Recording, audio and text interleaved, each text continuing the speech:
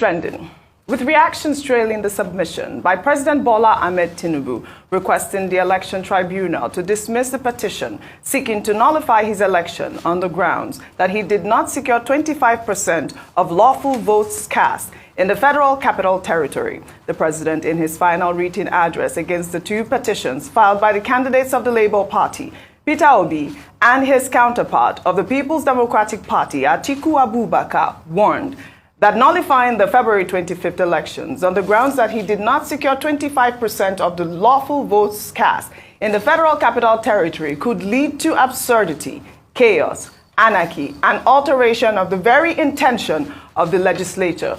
TINUBU also stated that the two petitions seeking the nullification of his victory are not familiar with the country's electoral laws. Rufai, I'm coming to you, but let me take Carlos' tweet, because this is actually the bone of contention, because as you recall, our sister publication This Day put out a tweet, with that statement, and it's garnered more than 2.5 million comments. Well, Carlo wrote, the president of the largest economy in Africa is telling foreign investors that if the courts in a legal ruling in his own nation remove him from office because he failed to meet the conditions set by his nation to become president, there will be anarchy and chaos. In essence, if he is allowed to break the law and remain in office in contravention of the legal rules of his nation against the oath of office he took, there will be no chaos and anarchy. Over to you, Rufai. I'll take. People became lawyers on Twitter yesterday,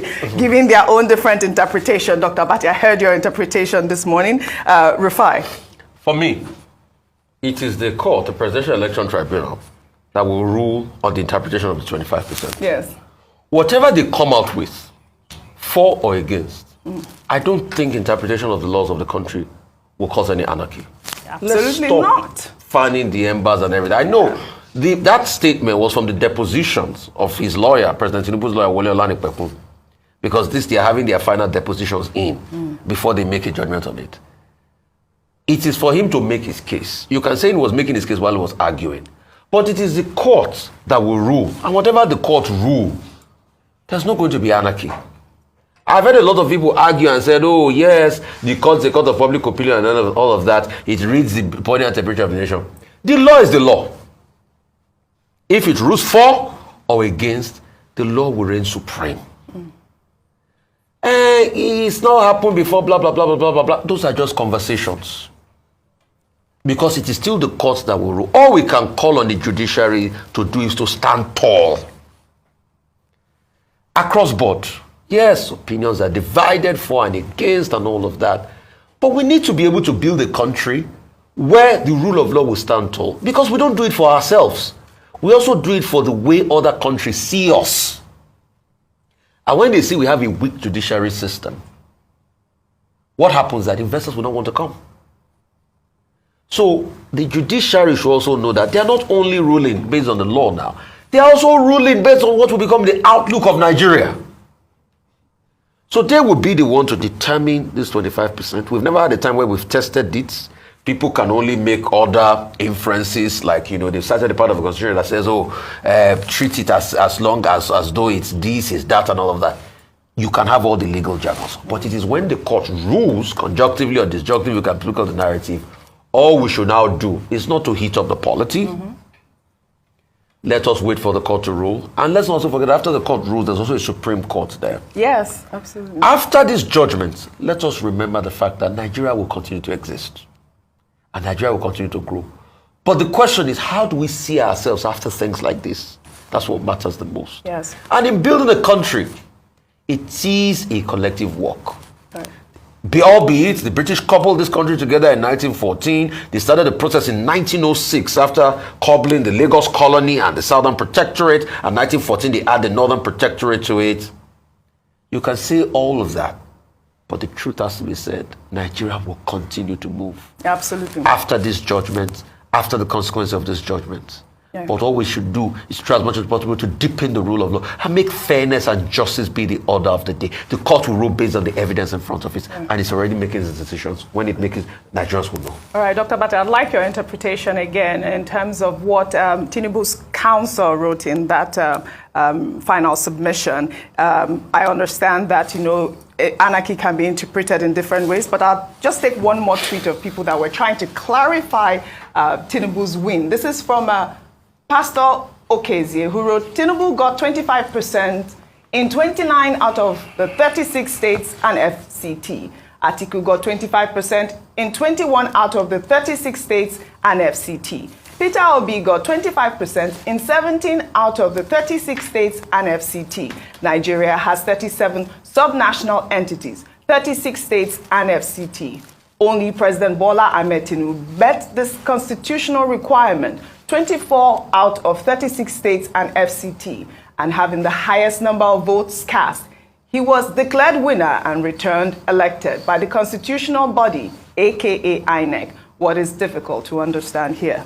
Dr. Abati. Okay, a number of clarifications. I think people must refrain from reading headlines and from headlines jumping into conclusions. It misleads a lot of people. Because you see a headline in the newspaper, you see chaos, you see anarchy, you just conclude and you start talking. Courts of law don't take their decisions on the basis of public opinion. You're right. Even if the judges themselves are members of citizens. They act on the basis of jurisdiction and the rule of law. And at the highest level, the Supreme Court has its own original jurisdiction. And the courts exist also as modulators, as stabilizing forces, even as they discharge their functions under the Constitution. That's number two. Number three is that, the principle in law is that you must hear the arguments from all parties to a matter. In this particular case, you have the PDP going to court with Waziri Atiku Abubakar. You have the Labour Party going to court with Mr. Peter Obi. And if we just collapse what they were asking for, they're saying that Section 134 2B must be read to mean the reference to the Federal Capital Territory means that whoever will become president must score 25% in the Federal Capital Territory. And that Tinubu, having not obtained up to 25%, is not qualified to be president. Now, he got 19% in the Federal Capital Territory. Two, they said the matter in the U.S. District Court, that he had been indicted or convicted, whatever, and because of that, he should be disqualified. Three, one of the issues they raised was about Shetima, his running mate, who they said was a dual candidate, having, been chosen as a senatorial candidate in his home state of Borno. Those were the basic three issues. So they gave their, they filed their defense, they called their witnesses, total of 14 in law. And the court gave counsel to Tinubu and the APC to submit their written address within 10 days. And that's precisely what, Wole Olanipekun, who is lead counsel to the APC and Tinubu group, did. And he just took all those issues raised by, the two major, the petitioners, one by one, and he debunked them. I tried to give a summary earlier on. He said, for example, Section 134(2)B, cannot be read disjunctively, that it must be read conjunctively. Because to do otherwise is to misinterpret and misrepresent the intention of the framers of the Constitution. A basic principle is, what is the intention of the lawmaker, the framers of the law? What do they intend to say? It's for the court to decide on that. And Olanipekun said, provided his own defense, citing Section 3.1, which lists 36 states. Section 299, the petitions amount to a crass abuse of court process. And that, it should be dismissed, it should be disregarded. And that, in any case, he is confident that the job of the court, right, is to ensure peace, not to cause chaos, not to cause anarchy.